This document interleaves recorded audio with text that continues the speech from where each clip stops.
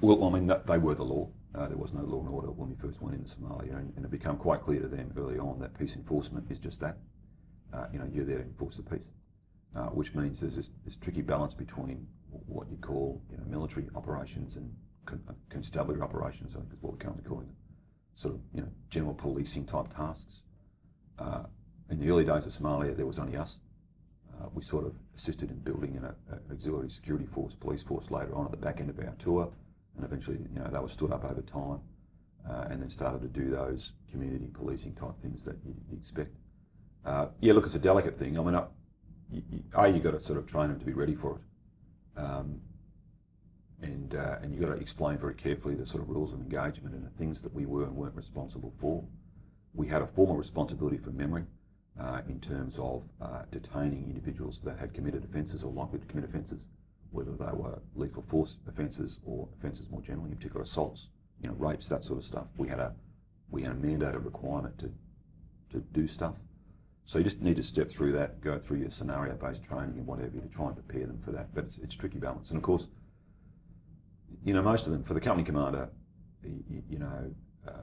you're at a certain place in a tactical operation, but down there at the sections and platoons where most of these decisions are first thrown up in front of the individuals. You've got to get into a place where they can make split-second decisions about stuff. What is this? Is this my business or is this not my business? Is this family business or is this police business? Do I need, or not police business, but security business? Do I need to step in? And they're generally pretty good at defining what those things are. And again, I think they're pretty good at it. The trick isn't in those sort of environments. The trick is to understand that there's a limit to which you can do military as a military force, and there is a time when civil primacy and civil authorities need to step in and take over, because we're an armed force, and there is a limit to what we can do. And that's when you need those other agencies. You need the United Nations, and you need whatever they're doing back in here to build those things. So you can look over your shoulder, you can see all that happening, and then eventually you know that you're out of that business, because you want to get out of that business as fast as possible. Standing on corners doing constabulary work is not what soldiers are trained to do, and it's not what you want to be doing, because it soaks up a whole bag of your force, and you need to be doing other things. So, for me as a commander, the trick has always been to make sure that there is some plan to get you out of that business as fast as possible, and then move on to military stuff, or indeed leave the country. If that's the time when your business is done, then you hand over the civil primacy, whether that's CivPol, whether that's local police, and get out of Dodge.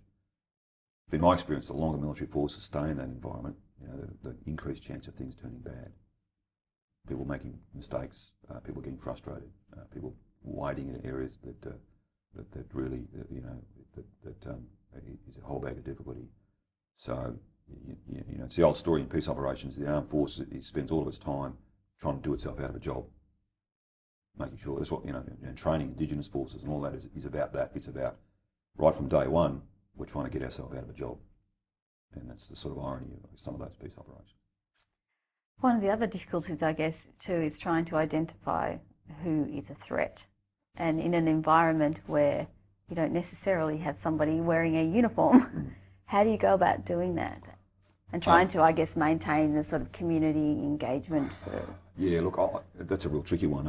And it's been different in each mission that I've been in. I'll go back to Somalia because it's probably the most stark example. We had a situation where,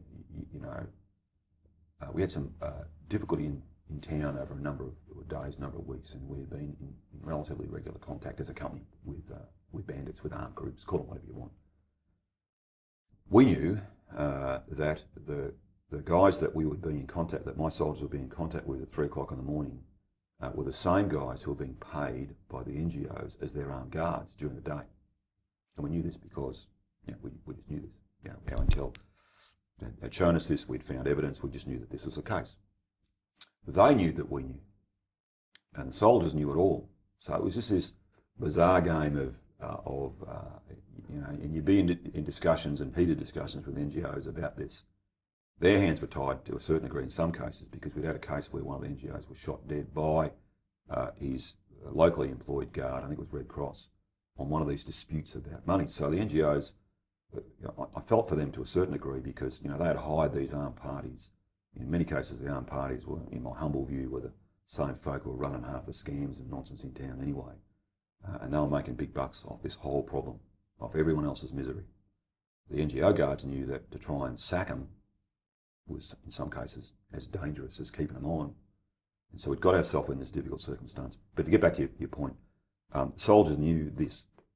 So the great irony was, that they'd be sitting next to a bloke on a truck, during the day, and they'd be both eyeing each other off, checking each other's weapons and, sort of all this sort of stuff, knowing full well that the chances were the same bloke was going to be firing at one of their own mates in another company or in Charlie Company that night. And to their undying credit, they just took that on board and took it as a part of as a part of the great joy of operating a place like Somalia. So what do you do about it? All you can do is ensure that they understand the rules of engagement and understand that whatever they do, they've got to operate inside those rules of engagement.